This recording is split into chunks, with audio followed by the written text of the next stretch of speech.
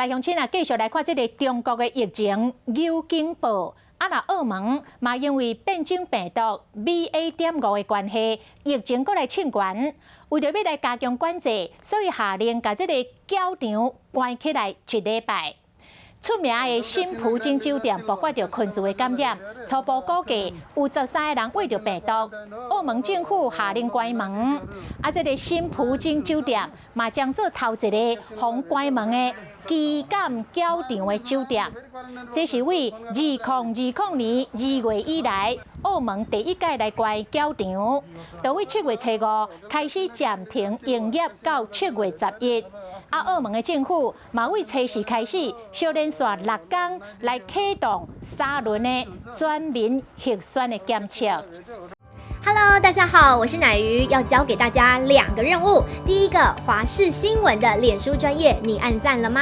还有华视新闻的 YouTube 频道，赶紧订阅起来，还要记得按赞，开启小铃铛哦。